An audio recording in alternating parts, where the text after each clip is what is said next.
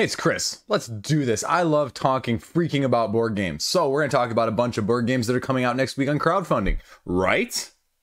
Right. Let's do this. And a few that have already caught my eye. And then next week's video, 1 week from today, is really going to have a lot of things because the first week of September is absolutely jam-packed.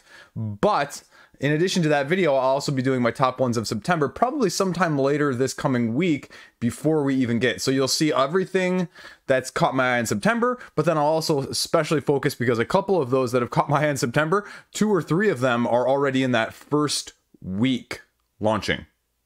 Boom, boom, boom, boom, boom, back to back to back.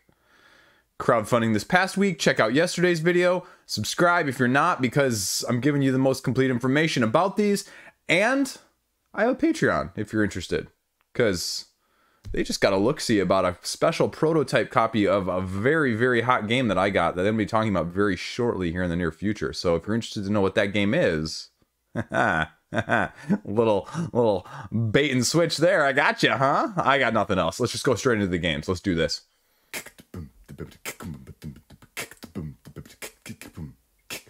No, seriously, it's a really hot game. You'll be intrigued. Spoilers, no spoilers. Anyway, let's get to the games. Almost Innocent. I'm going to do this in order of games that have really caught my eye, games that have personally got my interest this coming week. Almost Innocent, collaboration from Matago and Colossal Games, set in the Hidden Leaders universe, which also Hidden Leaders has an expansion coming out to crowdfunding in October, which I have a copy of and I'll be talking about between now and then. This is Almost Innocent, a cooperative deduction game where you've committed a crime and you hold the key to setting your party free. Right? So that's what you need to be aware of, and that's what you're doing here. You have to prove you're, well, almost innocent. You have to find the key, less literal, more metaphorical, but excuse the pun, in getting your teammates free. And you have to choose questions, and you have to describe your alleged crime. I don't know, I could see this one going very much either way in my book, because I'm not as big on the social deduction, but this appears to be doing things in a slightly different manner than we've seen. And so if it really has a cooperative element, you know me, right? I am a big cooperative game person. This gets played much easier in my household than any other game type that I have. So I'm really intrigued to see what they've got going on here. There's not a whole lot of direct information. I know there's tons of preview copies out there, so I know there'll be tons of videos on the day it actually launches, but there isn't actually anything on the Board Game Geek page yet. So there's just a trailer and a few pictures. So take that for what you will. Either way, it's launching on the 30th, and it's really caught my eye. The other one that's really caught my eye is Power Core Call of Cthulhu, but among many of the things I talk about are a lot of 2-player dueling type games, you know, Exceed, BattleCon, Yomi, Sakura Arms, Netrunner, any of those things, right? This is a Cthulhu one, and I'm not really sure I like the power core, but they put the power core in there because that's the name of the main mechanism, this core that you're going to be turning physically to manipulate to attack, but then also in order to do other actions on your turn subsequently. 2 players, you're taking the combination apparently on your team of 2 of these Cthulhu-esque beasts in that realm to combine to make your deck to go up against the other person. So like I said, you are combining 2 characters, and the concern or the question that was raised on the forums was, well, if you take out one of these 2 characters, right, is it a 2 versus 1 then all of a sudden? But no, it's a combined health thing where you have a total amount of health and you're either trying to take out the opponent's total health or they end up in a situation where they can no longer draw from an empty deck. There's a playthrough on Board Game Geek to give you a little bit of interest or little intrigue. I know this one was heavily tested and heavily marketed at Gen Con, so I know there's going to be a lot of information. As a person who loves a 2-player head-to-head dueler who just bought Pagan on crowdfunding, spoilers, I don't know if I did that roundup yet. Anyway, that is really why I like this concept, and if they can do something different, intriguing, and easy to get to the table with just a mishmash of sort of smash up, if you will, in that sense, of 2 Cthulhu, Death May Die-esque Lovecraftian monsters, well, you know what? I'm going to give it a look, see if the price point's right. So, show me what you got. Power Core. This one's launching on the 30th as well. Next up, Kinfire Chronicles is actually launching this week on the 30th as well. Cooperative quest-based RPG. When I did the preview earlier this month, the question was raised with some of the mechanics, with some of the specifics of the skill checks and the movement-based system. is it really going to be appealing, even though they've got a pretty good pedigree of who's who of making other games in the past? And what is the price point going to be? It's going to be, you know, acrylic standees, which is amazingly great, and I love seeing that. But is it going to appeal to me enough to get me away from other dungeon crawl RPG-esque games that are already out there on the market? This game type is relatively saturated to begin with. So you really have to do something different in order to stand out nowadays. So if we go back over here, in case you forgot, what we're talking about here is turns are determined by drawing chits out of a bag and having enemy numbered tokens that correspond, of course, with different attacks and different orders and different actions. You can play your action cards on your turns to do damage, boost other people's cards, you know, return chits to the bag to get redrawn to have another turn. But you're trying to achieve objectives and defeat the enemies, but there's going to be some sort of lasting effect depending on how you do in the battle. Certain quests are going to be available going back to the city in the exploration phase, doing the NPC thing, interacting there, purchasing items, leveling up your decks. So that's interesting as well, leveling up the decks. That's the unique mechanic.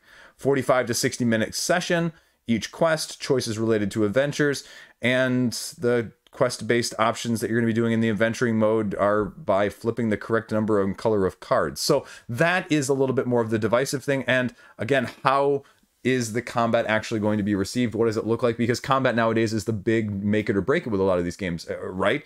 How dice dependent, how Euroistic, if you will, with that. You know, what do you prefer from that sense? So this is going to be launching on the 30th. We're going to see it's 1 to 4 players, it's cooperative, so it's checking boxes. We'll see how people feel about it when it actually goes live. Next up, we actually have a combination campaign. Oh, this is over on GameFound. This is 25th Century Games. They're going to do a combination of Space Explorers and their other game, Prehistories. These are two very, very different games, but I have my hands-on copy of Prehistories with the new expansion that's coming out, so I'll talk to you a little bit more about that in a second, but let's go back over to Space Explorers. This is the new expansion, Age of Ambition. Space Explorers is a set collection drafting game with a closed-loop resource system where if you're spending something, you're actually passing the resources then to a person on your side for them in order to have more resources and to buy something in their way. Now, obviously, space, set collection, asymmetric cards that give options and abilities that you're utilizing to set and draft better from the cards that you're given. So what is this adding? It's adding politicians, military leaders, and scientists as additional cards that are going to give asymmetric abilities. The other unique aspect of this game originally is that you are recruiting to various different colors that you can see here, but the more colors you have, the easier it is to recruit colors of that same type.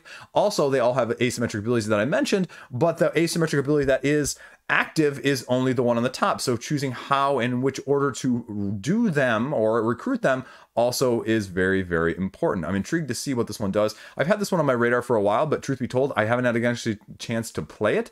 So this is, you know, I try before I buy, but it's one of those games where, yeah, it's not the highest rated game on Board Game Geek, but is it kind of fun? Like, it reminds me a little bit of Space Base in a completely different space-related direction with completely different mechanisms. So that's number one. Prehistories now is the other one. Now, this is going to be a little bit different. This looks and appears more of like a kid's game, but it's more of a family game.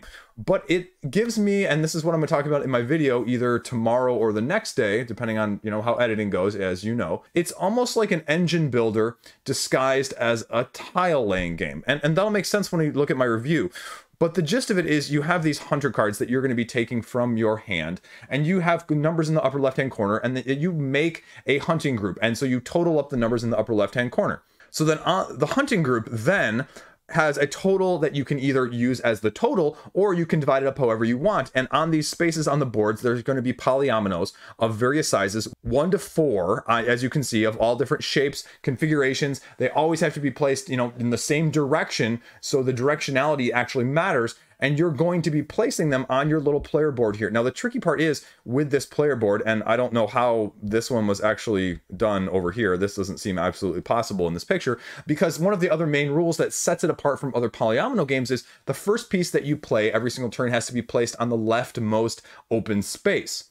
And so that's the change, that's the difference. So as you start to play, as you start to understand what the game brings, as buying multiple pieces actually behooves you a lot more, because it gets you away from that wall, which allows you to get over further and achieve some of the other in-game objectives, because it's also giving you variable in-game objectives because that's how you're going to win. You either get a certain number of the rows or columns, which you get 1 victory point for, and you have a total of 8 victory points that are needed, or 8 tokens that you need to place on these cards. But you also have, I think, 3 different variable objectives that get put in each game. If you are the first person to achieve that objective, you get to put 2 of your tokens down. If you're the second or third or fourth or not first, you only get to put 1 down, and those can only be achieved once. So it's the combination thereof. And so the new expansion is actually going to bring you a sort of modular availability in terms of not really campaign, but just progression of how deep, how, rules wise, how many different things do you want to add to this game in terms of mostly asymmetric character cards that are going to go in your hunting group in combinations with sideboards or even boards that will replace the standard setup of these polyominoes in the first place. And like I said, it looks like a simple tile filler, but it's almost more of a engine builder. How quickly can you get it filled out? Because it's not going to be pretty, but it's going to be a speed thing. And that's the different dynamic in this game that I don't think a lot of people realize when they first play it. So that is also launching the combination on the 30th over on GameFound. So next up is Uruk. Uruk is 1 to 4 player worker style placement game, Euro mechanisms of 6 rounds, where each round has 6 phases. And you are an sentient animal tribe on a land that humans have never inhabited, and you are trying to gather resources in order to feed your tribe to win by scoring victory points that way. The 6 phases on the Board Game Geek page, it runs you through really quickly. Errand phase, placing, gathering resources in the harvest phase, processing those materials into said food in the first place. Feeding phase, well, spending the food. Ecology phase, adjusting the resources on the board. And then obviously your cleanup phase, where you're building more monuments that are going to allow you to manage those resources in a much more efficient manner. So again, how do these differ? What makes this Euro game, what makes this worker placement game stand out from others that we've seen? It's launching on the 30th. We'll see where it goes. I have no clue. I would imagine it's going to be more of a deluxeified game, as most worker placement games on crowdfunding have been, but we'll see when it goes live. Now we have one of the other ones I really talked about previously, but I'm actually kind of excited to see. This is Philosophy. This is the abstract game that I talked about previously. Quality Beast is putting out this game, launching on the 29th, that is going to bring you sort of an abstract situational game that is a little bit more than meets the eye. You have this 3x3 grid in the center of the picture here that you can kind of see, that is the only place that you are going to be placing these tiles. But depending on the arrangement of the tiles, depending on the arrow and the directionality of said tiles, it's going to push other tiles outside of that 3x3 grid. And the sequence of events that's going to happen is it's going to start comboing and chaining as it becomes more extensive, even pushing chips completely off the board. And this is sort of where the dynamic is that I can't tell yet of how easy or not this is going to be, because the win condition is basically just tic-tac-toe, right? That 3x3 grid that I mentioned, just get 3 in a line, horizontally, vertically, or diagonally. Yeah, I did those backwards when I actually said them and, did the motion, but you know what I'm saying regardless. But I just don't get a good sense of the description and the elements of it so far. So I'd like to see a rule book. I'd like to see a little bit of a playthrough, because again, speaking of things that I love talking about on this channel, and that's abstracts. I love abstracts. So this is really intriguing to me to see what Quality Beast can bring. This one's launching on the 29th. Price point, rule book, those are going to be the big make it break it's for me personally, because I just already backed another abstract game in the last month and a half or so. So there you go. Ah, yes, that's why for some reason I knew there was a solo game, not Uruk. It's Weavlings in the Wild. It's a solo game where you're basically trying to capture fawns and capture 10 of them and bring them back to your evil lair, or whatever the equivalent is in this game, in order to win. There's an 8-minute how to play video over on Board Game Geek that you can check out.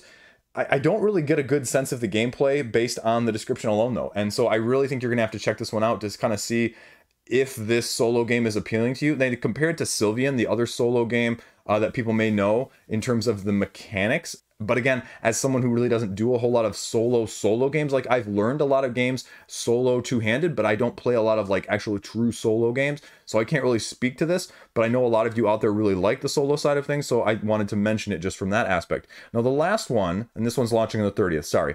And now the last one that's coming is a relaunch, and this is called The Fog Escape from Paradise. This is sort of a race for survival as this evil Lost-esque fog is slowly coming over the beach and pushing you out and out further and further off the land into the water. It's a 1 to 6 player game where you are basically drafting these citizens, islanders, trying to escape onto boats each turn. The previous game, you can see over here on crowdfunding on Kickstarter, when it canceled, almost 250 people, $10,500, but of their $14,000 goal. The question with this is just going to be, what's different? Why is this going to fund the second time around?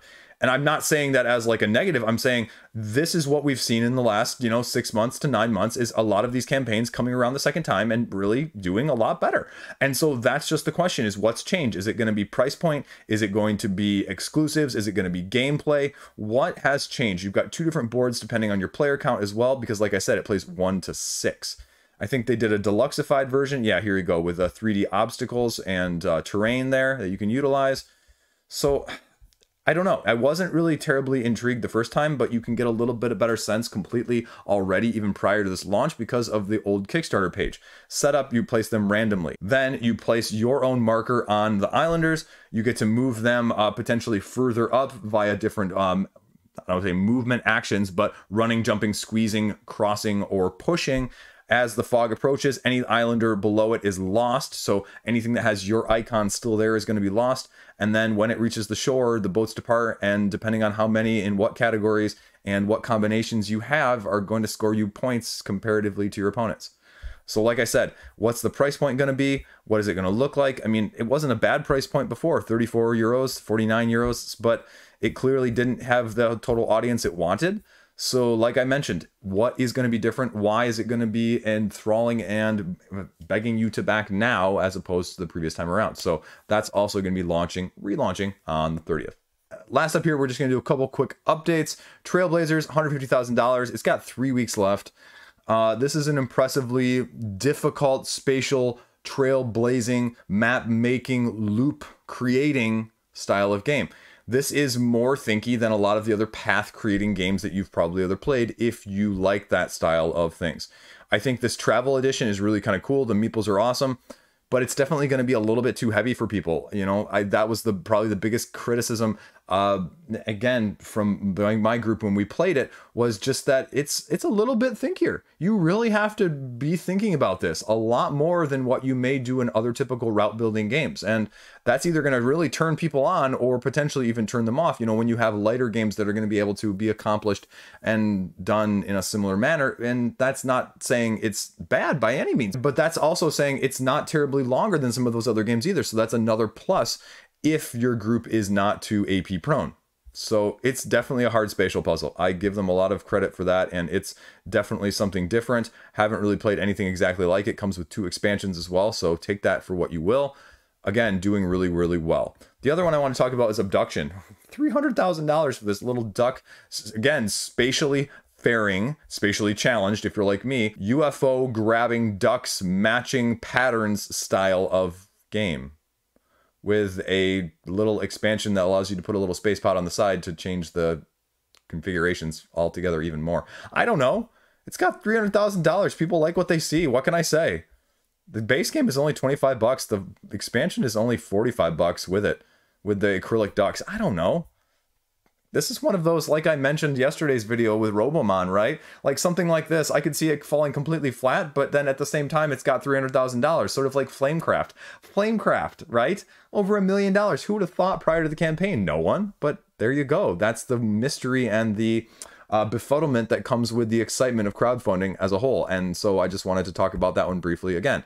Last up, we're talking about Barbaric here, which has about 10 days left. This is the combination of like anthropomorphic creatures riding on little other beasts and going head to head versus the AI system and trying to basically play capture the flag or victory point, knock them out conditions. They've unlocked a bunch of stretch goals and promos and upgrades here, including additional gear and, rides, if you will. So take it for what you will. I mean, it's raised a ton of money for what it is, but it's an expensive price at $120 just to even get in with the core box, and to get the separate core box as well as another $120. So if you want them both, it's going to cost you nearly $300 for this gameplay set. So that's a lot of money for something that you need to really love, right? And that's just really expensive for what it is, but it's clearly got an audience again with these miniature based skirmish games. $200,000 puts it squarely between Trailblazers and Abducktion, so that's why we also need to talk about it. And there you go. That's about it. TV time. I'm not really, I'm waiting for like Lord of the Rings from Amazon to drop. And I think there's something else big that's dropping that I was going to be interested in, but there really hasn't been a whole lot that came out in August that I'm interested in totally. Netflix, I'm doing Extraordinary Attorney Woo still. I'm almost done with that. And then I'm going to start watching some Hulu, What They Did in the Shadows. So we'll see. I'm not like terribly super interested, but I know it's a good show and I know it's sort of maybe up my alley. So we'll get to it. And then the only other thing that's really been going on lately is I did the August math trade on Board Game Geek, which I have mixed feelings about always. Like the last 2 math trades, I've gotten a couple games. But I think I was even debating about making a video on this, like my top tips for trading, because I feel like all the time people are like, well, I never get anything good in trades. Well, you have to actually offer stuff good to get stuff in return, and that's sort of the core premise that people often lose, right? Like your 6 copies of Munchkin, 3 copies of Monopoly, and 2 copies of Catan are not going to get you a Kingdom Death Monster, even if the monetary value is the same, right? It's just not. And so I actually ended up with 2 games that are completely out of print that are sort of grail games for people and sort of just interesting. So the designer on both of those games rhymes with Craner, so if you will. So I've got 2 of those, and they'll lead me to probably do a full review of the 4 to 5 games that fall in line of tile laying, if you know where I'm going with that sense of things. So I'll probably do that sometime in the future after I have those 2 played, because I've played the other 3 and I need to play those too. But enough spoilers. But I end up always kind of getting one game that I'm kind of like, oh, I didn't really want that one.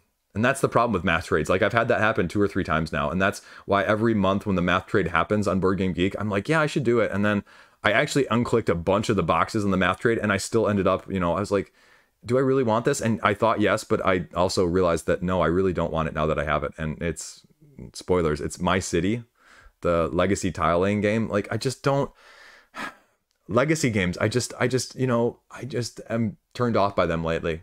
And I'm not sure why. I mean, I've got a copy of Pandemic 1 and 2 Legacy that I haven't played, but I'm just looking at it from a return value of like, I need to love this game to make it feel like it's justified. Otherwise, I'd rather just trade it away and get something that I can just continue to play, because I also don't have the repeated play sessions right now for it either. Like my wife is like, I'll play games with you. And I'm like, no, I don't think you will like this. So maybe we should just get rid of it. Anyway, math trades. What can you do? Can't live with them. You can easily live without them. I'm rambling here at the end. I got nothing else.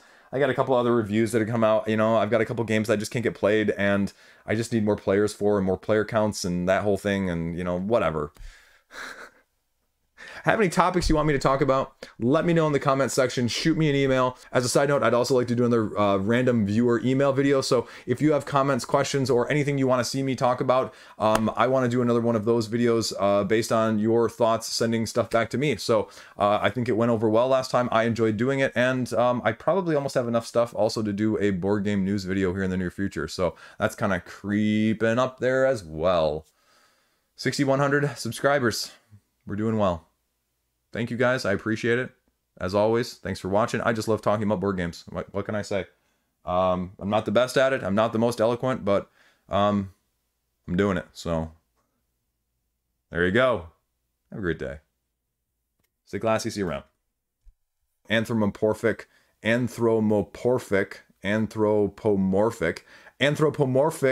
animals